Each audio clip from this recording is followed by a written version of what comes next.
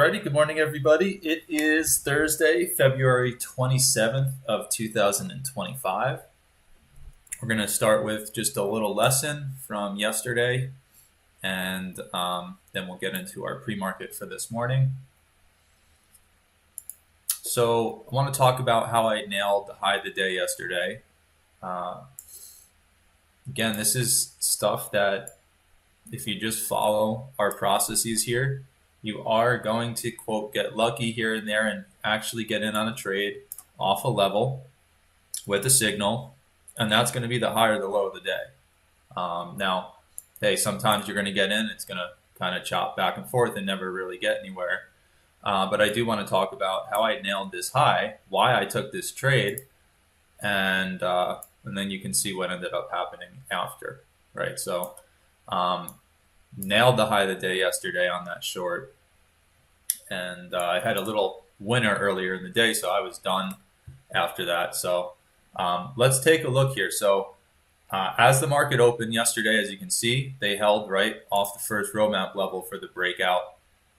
We did get that first parry off VWAP, which I think I argued, I want to say in the room, maybe I was just talking to myself in my head, but that right there to me was a really clear opportunity to try a short. So I'm kind of, we'll get into the short I'm talking about up off the high of the day, but I did want to just mention a couple of things that happened yesterday in the session. So this right here, as we pushed up into VWAP and made this second high, and you had all this bearish divergence here, that to me was a really good clue to try a short. Now I didn't actually short there, but that to me was a very good opportunity to try a short. Again, knowing you're long above that swing high, and then you would have actually gotten that nice sell-off right back to the close of the day before. And one other thing I do think is very interesting is just before the market opened, we talked about how often, and I do mention this from time to time because it happens pretty often, when we're away from the close of the day before, I say a lot of times, what we'll see is a travel right back into the close for a larger rotation. And so that's quite literally exactly what happened yesterday. That line right there, that 59.7975, was the close of the day before. And so we did see a hold off the back end of the roadmap level in the overnight session. And actually this was in the pre-market just an hour before the open, come right down to the close of the day before. And then that led to the first major rotation. So kind of interesting. We came up. Now, I was late to the party. I even told you in the chat, as this was ripping, because it did kind of start off looking a little bearish as we rejected from VWAP, but they did then defend the previous daily close again with, by the way, a really, really, really clear bullish divergence there. You can see it's a very extreme. Those are the patterns I love. When we just make a slightly lower low, we get this very clear divergence. But you get that big pop out of there. And then you even get kind of the same type of pattern right off the 200 that you got off VWAP up here, where we get the peak above, the bearish divergence. Anyway, I'm not going to get into all the little detail here, but we get the pop out. And as it started to actually show its face and rip out of here, that's when I said, okay, it does look like we just did one of those typical travels into the previous daily close to get a nice rotation off of it. So I was interested in getting long, but there were no pullbacks. So if you look at what ended up happening here, it never even, so this right here would have been a beautiful little low risk opportunity to get in on the move. It didn't even get down there.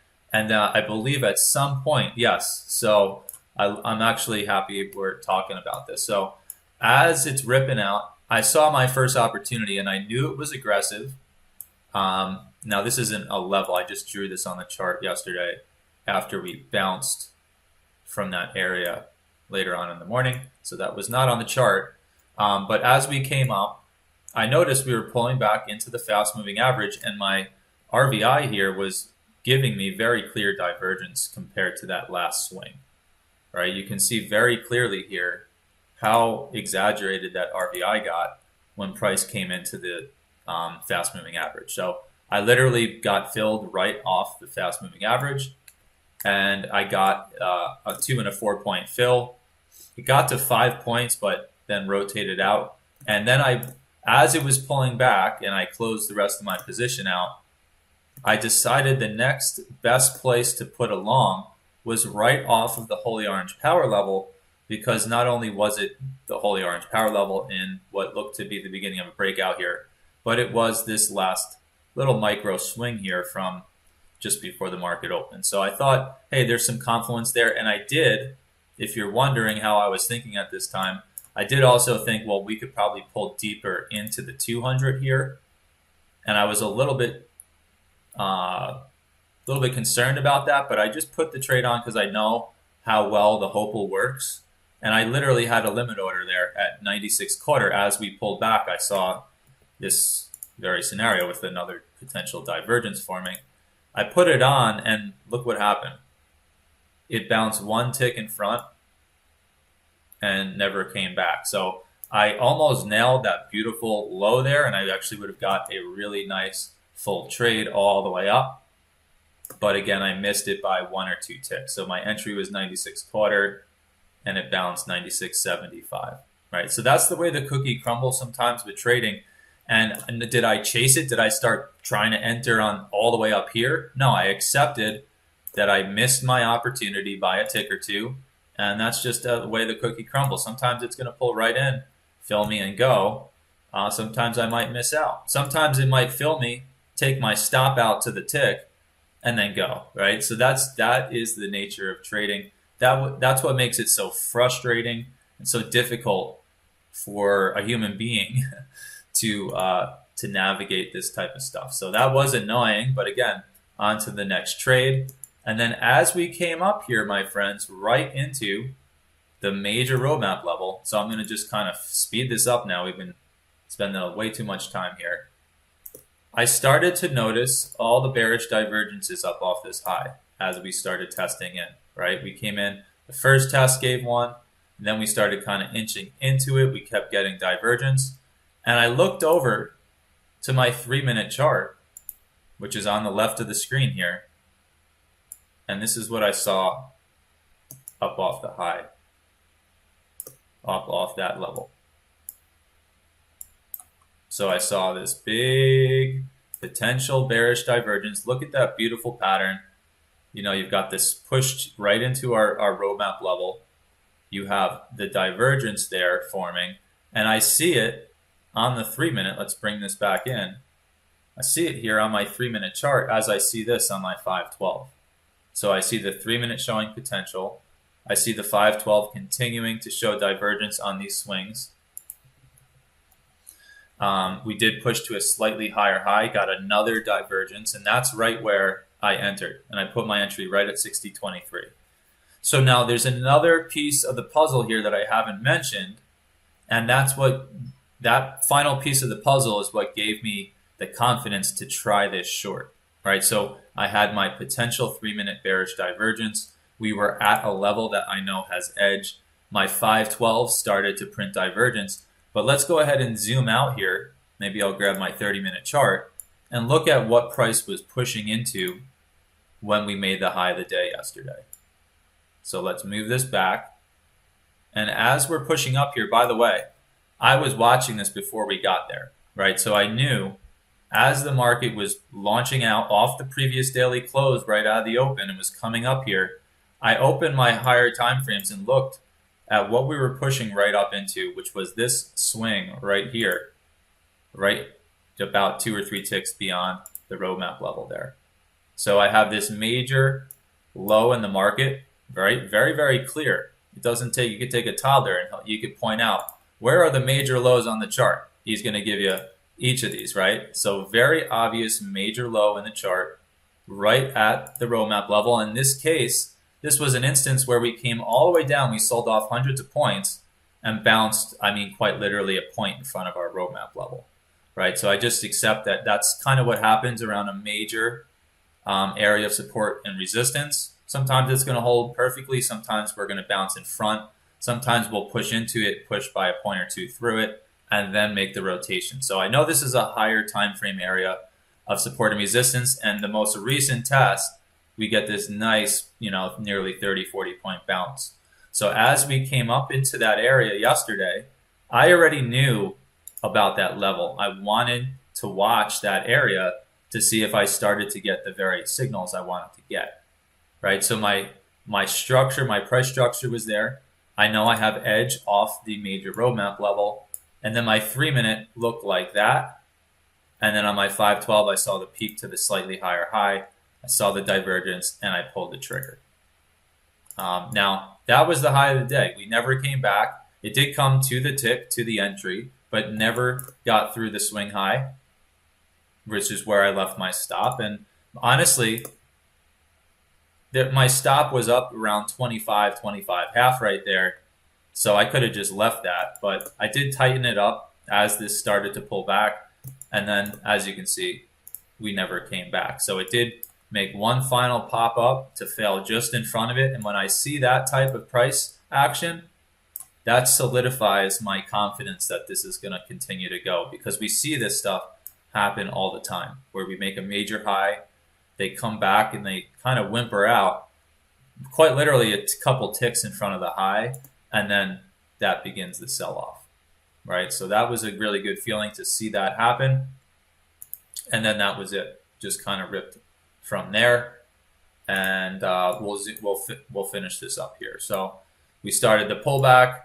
You had a very, very messy market going into the news hour there, or I'm sorry, the lunch hour there. And then eventually we started to sell out from there. So again, right after the high of the morning, luckily getting in off there, it got really messy in here. So I'm not trying to argue that there was any amazing opportunities after we failed from the major ledge in the market. But very, very messy. And then eventually we get a nice, healthy pullback where, again, on the way down, if you bought the Hopal, this actually would have been another beautiful trade right off the Holy Orange power level here. At this point, I wasn't even watching the charts. I had already made my money for the day. But as you can see, if you were here, you were looking to counter trade that sell-off. That right there is quite literally the most perfect pattern you could get as the market's testing a major roadmap level, right? So getting long off Hopal there, you took maybe a couple ticks of heat for that. You should have been able to get your first position or one of your positions off right at the next roadmap level, where that was where we then began pushing to lower lows. So really good opportunity off the Hopal there going into the end of the lunch hour. And then I'm just going to kind of quickly go through all this. You can see all the holds off the back end of 85 quarter. There's the bounce off of it for a long, hopefully taking profit at the FMA. And then here are the shorts off the back end of the roadmap level to the downside. And then finally, this right here being that textbook test, first test of the 200 after the crossover hours earlier, right? So another great short opportunity off the back end of that roadmap level or the 200, where we did get another bearish divergence on that. I mean, these are the very patterns I'm always looking for when we get to our levels, right? Beautiful divergence, getting in. Even if you got in late, you know you're wrong about 84 quarter. You get in a little late, you have a 2-point stop, and then it never comes back, right? These are the ideal trade entries I like. I like to get in off a level and then see it go, because that's typically what we see. If a level works, it holds and it goes. It doesn't just kind of sit there, right? So kept going. You get your parry off the next roadmap level for a long. You get a short off the back end of that very roadmap level for a short, with another typical push into the 200 with a big bearish divergence. All right, my friends. So you can see that all this stuff is where you want to be. This is where you want to get in the market, off of the 200, off of these roadmap levels, because these are the areas where you have the highest edge for a potential rotation with very limited risk, right? So end of the day, we come down. Here's the major 61.8 retrace of the whole leg that we were just talking about in yesterday's pre-market. They come down and the bulls end up defending it. And then we get the pop from there. So speeding this up, getting to the end of the day, you can see we then come all the way back up eventually here. We did even get the parry off the 200 for your scalp from the 200 to the FMA for at least a 2-pointer. But we come up and we get a double top right off the previous daily close with a bearish divergence where you could have gotten a pretty sweet short. Noticing it bounces right off the 50% of the day before, and then eventually at the end of the day you get this big pop in volatility. At some point, I don't remember exactly what was going on, what news event, but interestingly enough, inside of that big jump in volatility, they come down and bounce to the tick off the first roadmap level here and come up to reject off the back end of Hopal with a double top and a bearish divergence. You got a same high in price with a big bearish divergence off the level for another opportunity, and then we hold the back end of 59.85 quarter. So lots of great opportunities yesterday, and again, hopefully these reviews here are helping you to understand how I think and why I trade off a level. Again, nailing the high of yesterday, and it really was as simple as looking at the chart, looking for the higher time frame structure coming down and bouncing right there, knowing that level has edge, having my 3-minute and my 512 show a divergence, and go ahead and take the trade, right? So that brings us here into the overnight session, where so far so good.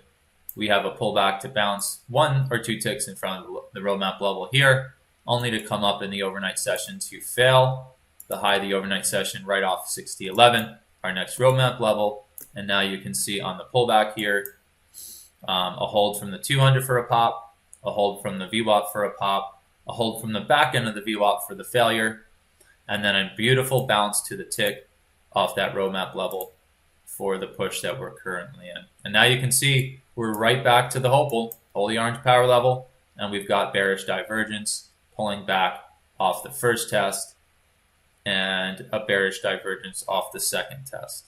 So some pretty good opportunities there as well. Let's go ahead and jump up to the higher time frames now and see if there's anything new to add to the picture.